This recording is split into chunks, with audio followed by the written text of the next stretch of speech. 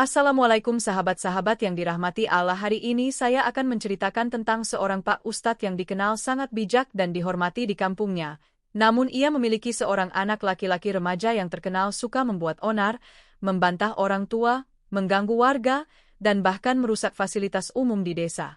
Namun sebelumnya bagi yang beragama Islam saya sarankan untuk menuliskan sholawat Nabi Muhammad agar kelak sholawat ini menjadi saksi untuk mendapat syafaat di akhirat.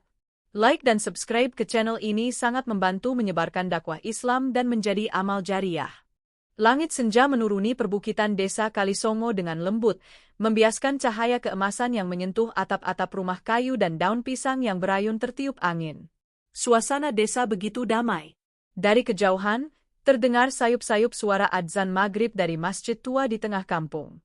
Gema panggilan suci itu memanggil setiap hati untuk berhenti, sujud, dan kembali kepada Sang Pencipta. Warga kampung mulai berkumpul di halaman masjid. Hari itu bukan hari biasa. Malam ini adalah malam pengajian bulanan, acara yang paling ditunggu warga. Bukan hanya karena isi kajiannya yang menyejukkan hati, tetapi karena sosok yang menyampaikannya, Ustadz Mahbub. Seorang ustadz sepuh yang dikenal lembut tutur katanya, jernih wajahnya, dan dalam ilmu agamanya. Setiap kata-katanya seperti mata air bagi jiwa-jiwa yang kehausan. Ustadz Mahbub telah duduk di mimbar, membuka mushaf dan menyapukan pandangannya ke hadirin dengan senyum teduh. Suasana khidmat mulai terasa. Anak-anak duduk di saf belakang, para ibu menyimak dengan khusyuk di sisi kiri masjid, dan para bapak mendekatkan diri ke barisan depan. Namun, dari kejauhan, terdengar suara tawa yang tak pantas. Tawa keras dan kasar. Suara itu mendekat, disertai langkah cepat dan gaduh di luar pagar masjid. Tiba-tiba, dari arah selatan masjid, muncul seorang remaja berusia sekitar 15 tahun. Tubuhnya kurus, rambut acak-acakan, dan kaos hitam kusam dengan celana robek di lutut. Di tangannya, tergenggam seekor ayam betina yang bulunya disemprot cat merah. Remaja itu berjalan ke tengah kerumunan sambil berteriak lantang. "Ayo lihat semua, ayam kurban spesial dari langit. Dijamin bisa ngajarin sholat." Warga tercengang. Beberapa anak kecil tertawa geli, tapi sebagian besar justru terdiam. Seorang ibu menutup mulutnya, tak percaya dengan pemandangan di depan mata. Seorang bapak berdiri dari duduknya, mencoba menahan amarah. "Bima, kamu nggak lihat ini tempat suci? Ini malam pengajian," bentak Pak Darto dari saf tengah. Tapi remaja itu hanya tertawa. Ia mengangkat ayam itu tinggi-tinggi seolah mempersembahkan hiburan. Cat merah mengotori tangan dan bajunya, dan aromanya menguar kemana-mana. Bima. Nama itu disebut-sebut banyak orang malam itu. Dan Bima bukan siapa-siapa, kecuali anak dari Ustadz Mahbub sendiri. Semua mata kini tertuju pada mimbar. Ustadz Mahbub masih duduk, memandang ke arah anaknya dengan mata yang tak bisa disembunyikan dari luka. Ia tak berkata sepatah pun. Tangannya yang menggenggam mikrofon bergetar halus. Tak ada yang melanjutkan pengajian malam itu. Warga perlahan-lahan bubar. Sebagian menoleh ke belakang, menatap ustadz mereka dengan pandangan campur aduk, heran, kasihan, dan kecewa. Di antara keheningan, suara jangkrik mulai terdengar, menandai betapa malam itu tidak lagi menjadi malam ilmu, tapi menjadi malam yang mencoreng kehormatan. Di pojok masjid, Bima hanya tertawa pelan, lalu pergi begitu saja tanpa rasa bersalah. Sejak malam pengajian yang ternoda itu, nama Bima menjadi bahan pembicaraan di setiap sudut desa. Di warung kopi, di teras rumah, bahkan di ladang-ladang. Semua orang punya pendapat. Semua orang punya keluhan. Anaknya Ustadz kok kayak preman. Jangan-jangan Ustadz itu cuma bisa ceramah, tapi gagal jadi bapak. Kalau nggak bisa ngurus anak sendiri, jangan ngajarin orang lain. Desa Kalisongo, yang biasanya damai dan penuh rasa hormat, kini mulai bergetar oleh riak-riak kebencian yang perlahan tumbuh. Bukan karena ajaran Ustadz Mahbub salah, tapi karena harapan mereka terhadapnya terlalu tinggi. Ustadz Mahbub tetap menjalankan tugasnya. Setiap pagi, ia berjalan menyusuri gang-gang kecil, menyapa warga yang masih sudi menjawab salamnya.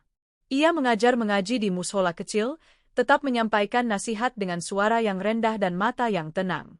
Tapi senyum warga tak lagi selebar dulu. Sambutan mereka dingin, Sesingkat mungkin. Bima sendiri tak berubah. Ia tetap keluyuran. Kadang malam hari, ia duduk di pos ronda hanya untuk mengejek petugas jaga. Pernah suatu malam, ia memetik semua bunga mawar milik Bulijah, lalu menaburkannya ke jalan sambil berteriak, "Ini jalan menuju surga, Bu, biar indah." Ia mencoret dinding mushola dengan tulisan, "Tempat suci," tapi hatinya busuk. Ia mencuri sandal Pak RT, dan menggantinya dengan sandal jepit bekas yang sudah putus. Ia melempar petasan ke arah anak-anak yang sedang mengaji.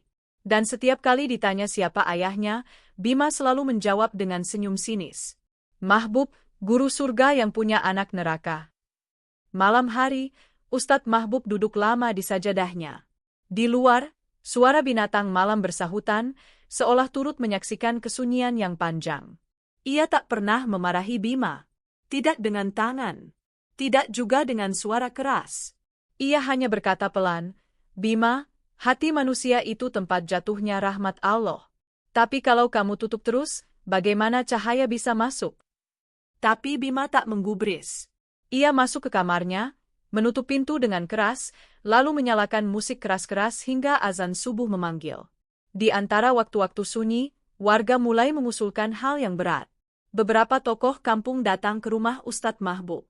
"Maaf, Ustadz, kami sangat menghormati panjenengan. Tapi anak panjenengan sudah meresahkan warga.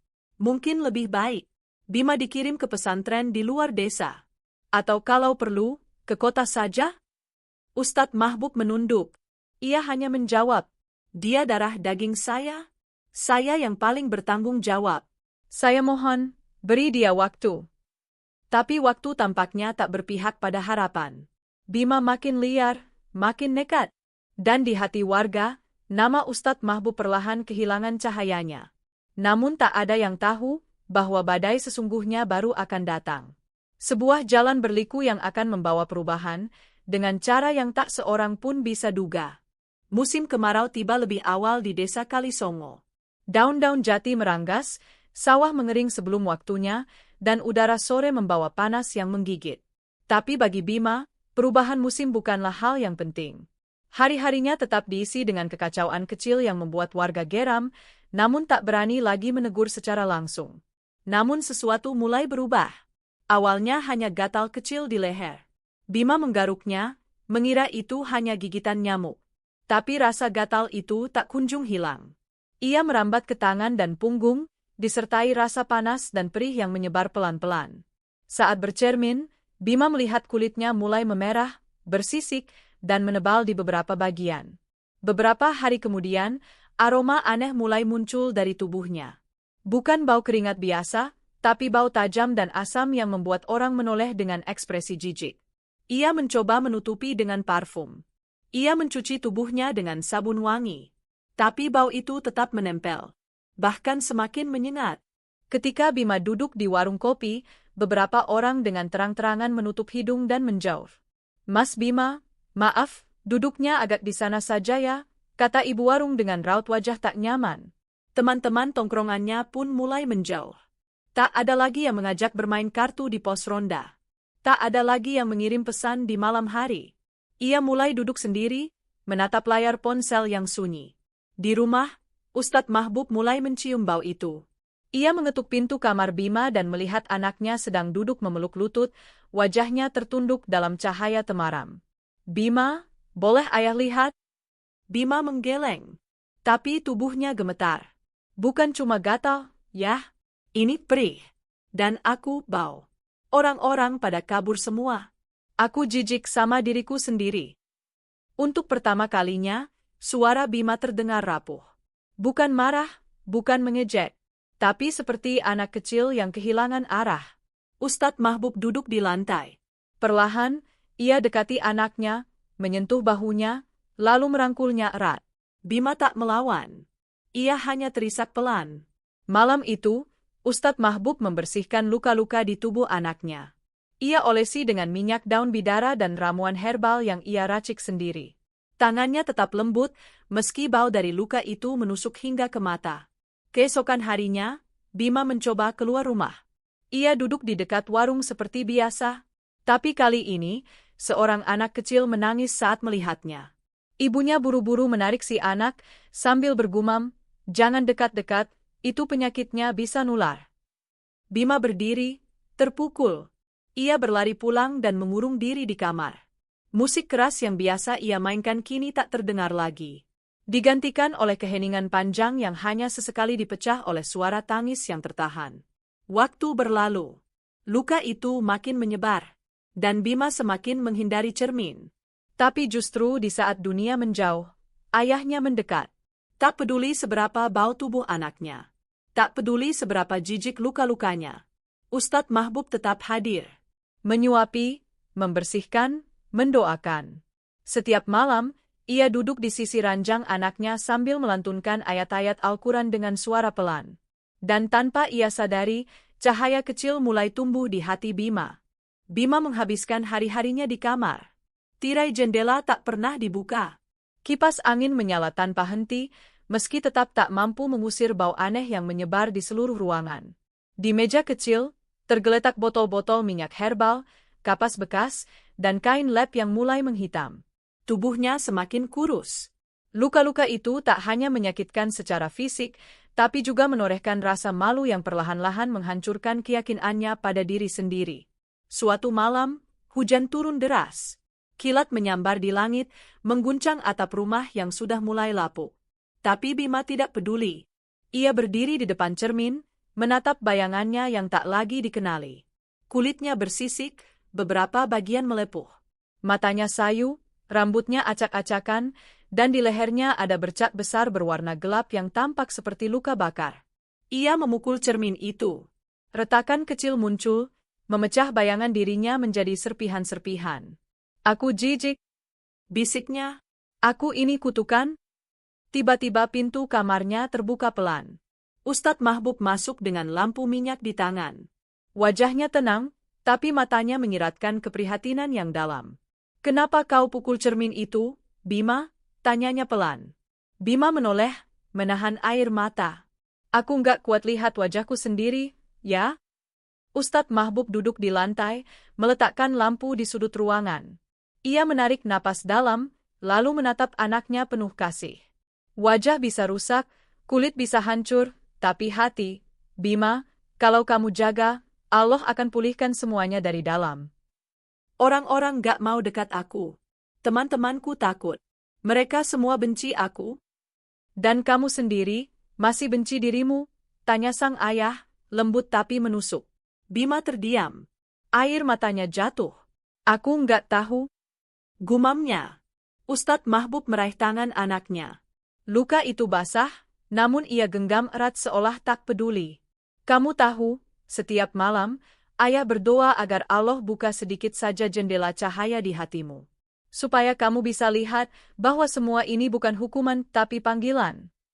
"Panggilan?" "Iya, panggilan untuk kembali."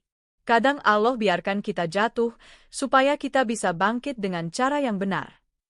Di luar, hujan mulai mereda. Suara tetesan air dari atap menjadi satu-satunya irama malam itu. Dan dalam keheningan, Bima bersujud untuk pertama kalinya setelah sekian lama. Tangisnya pecah. Tubuhnya gemetar. Tapi kali ini bukan karena sakit, melainkan karena rindu. Rindu akan kedamaian yang pernah ia tolak. Rindu pada suara hatinya yang dulu ia bungkam. Ustadz Mahbub tak berkata apa-apa. Ia hanya duduk di sisi anaknya, menatap sajadah yang perlahan basah oleh air mata. Hatinya bergetar. Bukan oleh kesedihan, tapi oleh harapan yang perlahan mulai hidup kembali. Hari-hari berlalu lebih lambat di rumah Ustadz Mahbub. Bima kini lebih banyak diam. Ia tak lagi keluar rumah, bukan karena malu, tapi karena sedang belajar mengenali dirinya sendiri. Setiap pagi, Ustadz Mahbub membacakan Al-Quran di kamar Bima. Kadang mereka duduk bersila, kadang hanya berdua dalam diam. Tapi diam itu mulai berubah menjadi kedekatan. Sebuah keheningan yang menenangkan, bukan yang membunuh.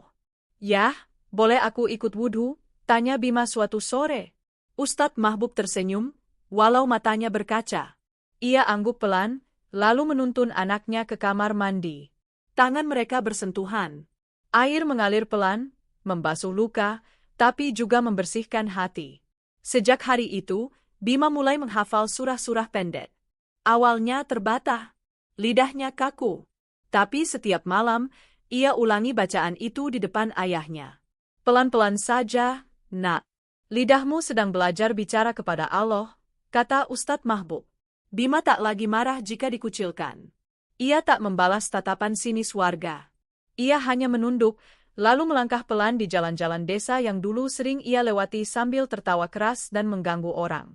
Suatu malam Jumat, ia memberanikan diri datang ke musola. Anak-anak kecil yang sedang mengaji langsung menoleh. Beberapa dari mereka menutup mulut, menahan komentar. Seorang ibu menarik anaknya menjauh. Tapi Bima tidak lari. Ia berdiri di ambang pintu musola, lalu berkata dengan suara serak, "Boleh aku duduk di luar saja, mendengarkan?" Tak ada yang menjawab. Hening. Sampai akhirnya suara tua Pak Lurah memecah diam. "Duduklah, Nak. Di sini, semua orang punya tempat." Ustadz Mahbub hanya tersenyum, menatap anaknya dengan mata yang nyaris basah. Malam itu, suara azan Isya terasa lebih dalam dari biasanya. Bima duduk di pojok musola, tangannya bersedekap, dan air matanya tak berhenti mengalir. Setelah salat selesai, Ustadz Mahbub mendekat. Ia bisikkan satu kalimat yang menghujam lembut ke dada Bima. "Yang paling indah bukanlah saat kita sempurna, tapi saat kita berserah." Dan malam itu, untuk pertama kalinya sejak sakit, Bima bermimpi. Dalam mimpinya, ia berada di tengah sawah luas, berdiri sendirian. Dari langit, turun cahaya lembut yang menyinari tubuhnya. Luka-luka itu perlahan mengering. Dan suara ayahnya terdengar, "Allah lebih dekat dari urat lehermu, Bima. Kau hanya perlu membuka hati."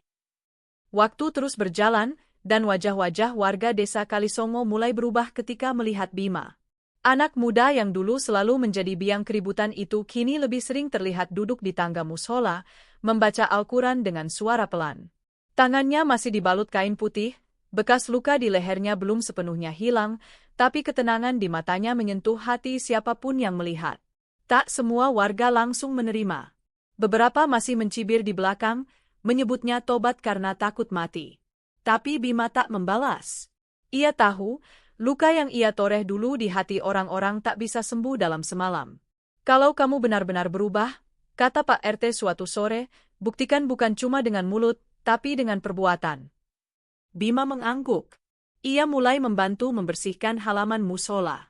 Ia menambal tembok yang dulu ia coret dengan cat putih. Ia memperbaiki lampu jalan yang rusak. Dan yang paling mengejutkan, ia datang ke rumah Bulijah, membungkuk dalam-dalam.